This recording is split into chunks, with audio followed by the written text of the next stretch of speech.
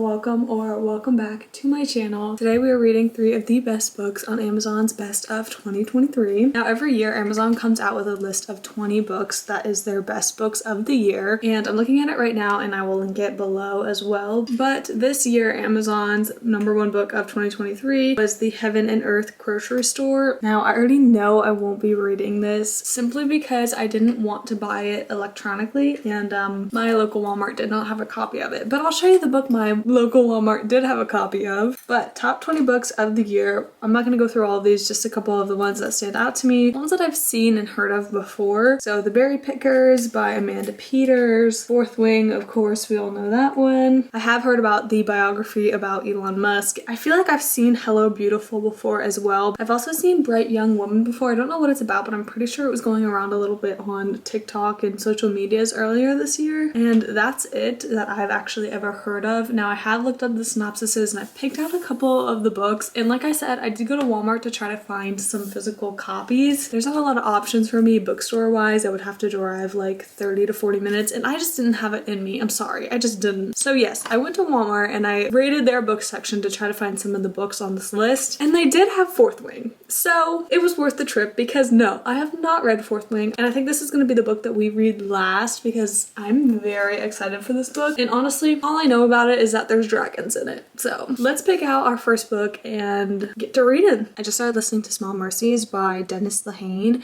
Found this on Libby, which I've been so obsessed with Libby recently. Like before I even think about looking for a book at a bookstore, I'm going to Libby first. Like I'm obsessed with it recently. But anyway, so I don't normally love books in this time period, but the narrator is making it so interesting because she's making different voices for each characters, and I'm like loving that. All I know about this book so far is that a girl disappears, and on the same night of her disappearance, a man mysteriously gets hit by a train. Like I don't think people think it's an accident the way he got hit by a train. I don't know because that hasn't happened yet, but that's what it's like says on the synopsis, which is why I picked this one, because it's kind of like a true crime book. But right now they're about to desegregate the schools, and the main girl character that I think she's the one that goes missing is like really upset that her family doesn't really have any money because her dad left her mom, and now she's really sad that like she can't have new clothes for the school year. I'm actually about to finish a DIY for Christmas, and it's one of those DIYs where it's like this video will literally come out after Christmas and I still feel weird about saying what I'm doing, but I'm like copying down something with like family stuff for someone. I don't know if that makes sense. I don't know why I feel weird saying it, like just in case they don't get their gift on Christmas. But yeah, it's like a mind numbing, like I'm literally just copying. So I'm about to listen to this audiobook for quite a while, and I'm eating up the accents that they're doing. I don't know where this is supposed to take place, but like the accents are giving me like New Jersey vibes. Okay, now I'm confused. I think the husband might have died. He didn't leave them, but I swear it said earlier that he left them, but maybe he was talking about someone else. But now I'm a little bit confused. So, I don't know. Okay, I just realized who died. The dad did leave. They were talking about someone else. I'm 23% of the way through, and everyone is seeming so suspicious to me because whenever the mom asks them questions about like her daughter disappearing, they all say almost exactly the same thing, and they all have like exact times and everything that to go with it. So it sounds like they like scripted it. You know what I mean? Like it sounds like they are all working in cahoots with one another. So I'm very suspicious of like literally everyone. But also I'm really liking that this is following the mom in the story. Like we have no idea what happened to the daughter, but also I don't typically read books where the focus is someone older than like, I don't know, 25, maybe 30. Like the mom has got to be older than that since, you know, her daughter's like in high school. So I'm assuming she's older than that. But yeah, I don't normally read books where we're really focusing on like the parent. Normally we're focusing on the kid. So this is an interesting change for me. There's a part of this book just now where all the moms are together and they're about to go protest desegregating the schools, and they start talking crap about their middle kids, saying like the middle children are always the worst. And I just like cannot believe that because I've heard that a lot in real life, but I've never heard it from like a mother, and I've never heard it in a book. So it cracks me up, but also like I'm a middle child, so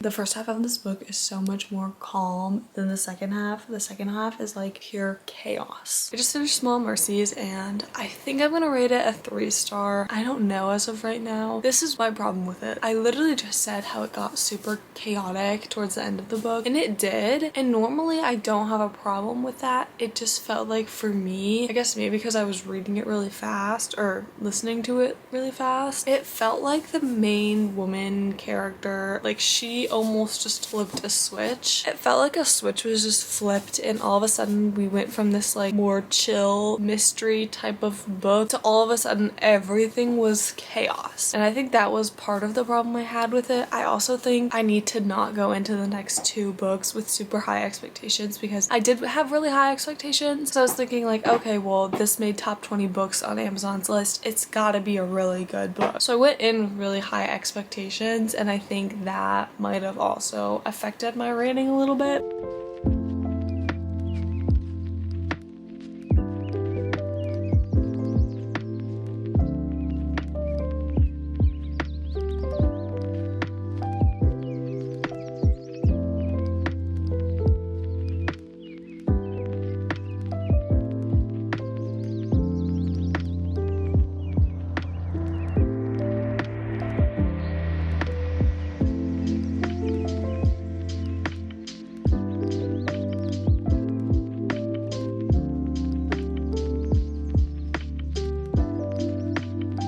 This morning when I was trying to pick up my next read, I was really between The Berry Pickers by Amanda Peters and The Age of Vice. And it was really hard for me to choose which one I wanted to read, but I ended up choosing The Age of Vice and I'm actually really glad I did. I just chose based on the synopsis, and The Age of Vice like opens up with this guy that got into a car crash and killed like 8 people or something like that, and then it throws you like way back into the past, and I'm assuming we're following the same guy. I don't know if we know yet, but then we kind of like get his backstory. I'm only 13% of the way through this book right now and I feel like so much has already happened and I'm really enjoying it. Okay, I'm now 20% of the way through this book. I'm realizing I didn't really even tell you guys who we're like following. We're following Ajay, I think that's how you pronounce it, but we're following like his story, his background. We got a little snippet of like how we grew up, and I'm now on chapter 12 and I also could really see his turning point. Like at the end of chapter 12 I was like, yeah, this is his turning point, and then it kind of switches to like the next part of the book. So there's like different parts and we're still following him in the second part. And also from this point on he has been a super workaholic, which makes sense because he's needed to do that to survive, but I'm wondering if like that is ever gonna change for him. We have a new point of view and I'm not loving this point of view because this guy is so chaotic that it's so hard to follow, and I don't know if I was supposed to know who it was, but I didn't figure out who it was until they basically like said who he was. I don't know if that makes sense, but I don't know. I'm not the biggest fan of this point of view, so hopefully we switch back soon. I'm a disaster today, but you guys are gonna have to deal with it, okay? Because I don't feel like getting ready. I just want to sit and read today. I'm feeling lazy, okay? But I do want to say there's some prison scenes in here that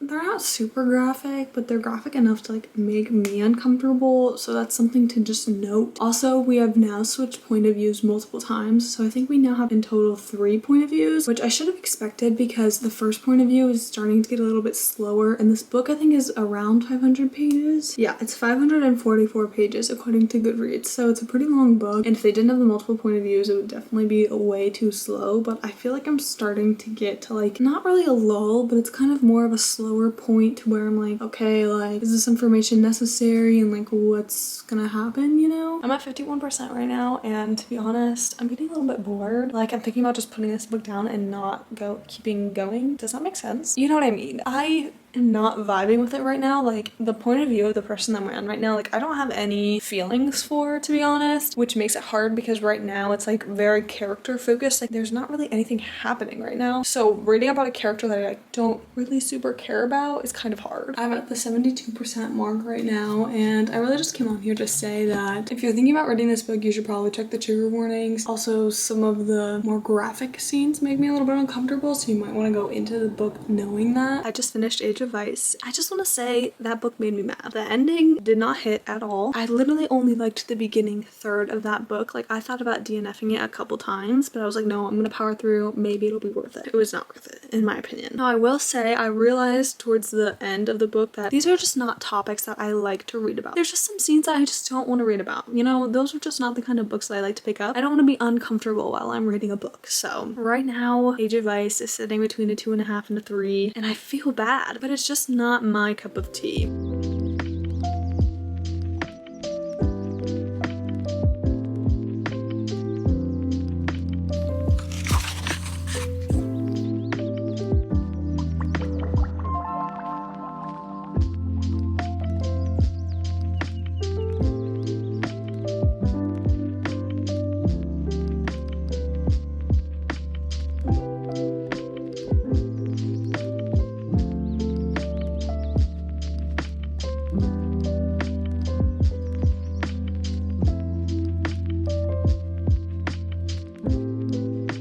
40 pages into the book, and I feel like I can actually give an update on what this book is about because I honestly did not know before. I literally have gone into this book knowing that there's dragons in it and that's literally it. So we're following this girl and there's kind of like a competition almost to... Good girl. Anyway, like I was saying, there's like a competition almost, which is the only way for like the students to get into the writer's quadrant. And also I think there's like 4 different quadrants maybe? I can't remember off the top of my head. All I remember is that the main character wanted to be in this scribe quadrant. I don't know why it's so hard for me to speak right now, but her mom, who's like basically this really super powerful military leader, was like, no, you are a writer. Like everyone in my family is a writer, so you have to be a writer too. And that's the only reason that she's like going through this whole thing, which just makes me so sad because girl, I'd be a scribe too. What's wrong with being a scribe? I would not want to be a writer. You can definitely hear my cat eating her food right now, so I'm sorry, but I'm on chapter 8, page 89, and I just want to say I am enjoying this book so much right now, and I hope that this keeps going because ever since I read 7 Year Slip, I have not enjoyed a book as much as I'm enjoying this one right now. Simply because, like, you know when you read a book and you really love it and like it's like a 5-star read, you're reading all of these books and like none of them just reach that level of the 5-star book that you just read. That's kind of how I've been feeling for almost the whole month of December. It's kind of been like, what now kind of feeling like when I'm reading books. I don't know if that makes sense, but I'm really enjoying this so far, and I think part of that might be because this is at like a school setting, which is really giving me Hogwarts vibes. Like it's very different from Hogwarts and Harry Potter world, but it is just reminding me of Harry Potter because of the school setting and they're like living in dorms. Like that's just reminding me of Harry Potter and I'm loving it. My toxic trait is that every morning I wake up and I tell myself I'm gonna finish my book today, and 9 times out of 10 I don't finish my book today, and it's also 3 o'clock and I have yet to start reading at all, and I'm on page 207, so I still have a lot left. I don't know why I was like I'm gonna finish it today. No, I'm not. But right now it's pretty much just vibes. Like something has just happened. We're kind of on the cool end of things. I have a couple theories on what's gonna happen, but I'm kind of trying to not think about that and just kind of enjoy the book for what it is and just kind of like vibe it out, not trying to guess anything. I just feel like when I do that, I enjoy the book more if I don't try to guess things. And since I've been like low-key a book hater ever since I found a new 5-star read, I'm trying to just enjoy this book. But yeah, so far just vibes. Still reminding me of Harry Potter. I don't know why. I just sat and read for like, I don't know, 2 hours straight, and I'm now on page 271, which is a little bit over halfway done with the book. I all of a sudden can't focus to save my life. I don't know what's going on, so I'm gonna take a break. But I thought that this was a good time to kind of update you guys. Still really liking it, but I'm also remembering that like since I'm going into this book a lot later than everyone else, I've been told to go into it knowing that it's like just vibes, like not to like read into it too much, and I kind of agree with that. Like there's some things that just a little bit of head scratching, like they don't really make sense. There's nothing like specific that I can think of, but yeah, it's just kind of vibes, you know what I mean? Like her writing is really easy to understand, and I'm still getting Hogwarts energy, and I think that's just because that's the only other fantasy that I've read where it takes place at a school. Having that comparison in my brain is like, I feel like it's making me enjoy it even more because I just love Harry Potter. I love when girls get cute little nicknames in books.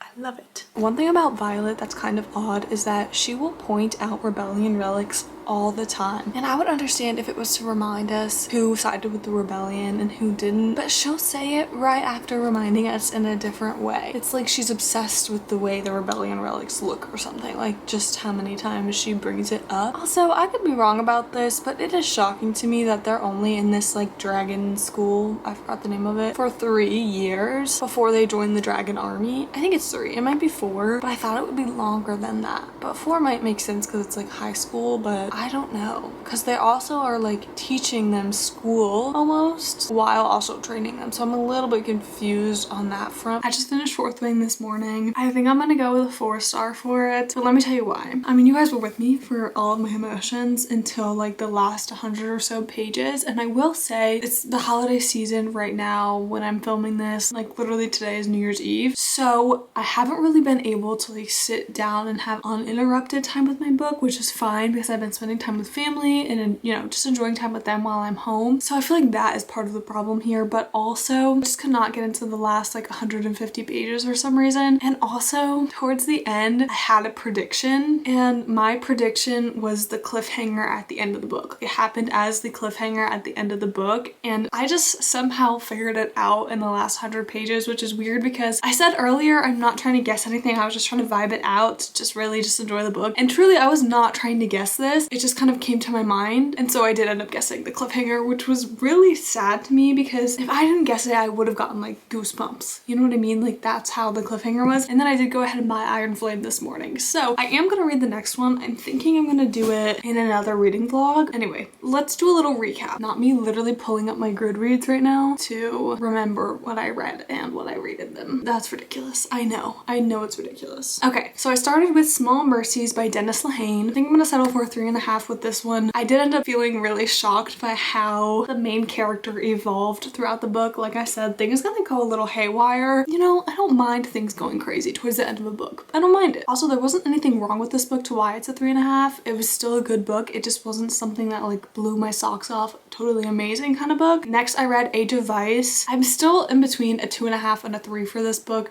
because like I said, there was nothing wrong with it. I just couldn't get into the characters, and I also felt like the last half of that book I was like dragging my feet trying to get through it. Again, nothing totally wrong with it. I just couldn't get into it. Maybe that's my fault. Okay, and then finally Fourth Wing, we just went over it. Solid 4-star. I'm gonna be reading the next book, which we'll probably do together here in a reading vlog pretty soon. So if you want to see that, make sure you hit that subscribe button, and I hope you guys enjoyed this video. Don't forget to comment, like, and subscribe, and I will see you in the next one. Bye.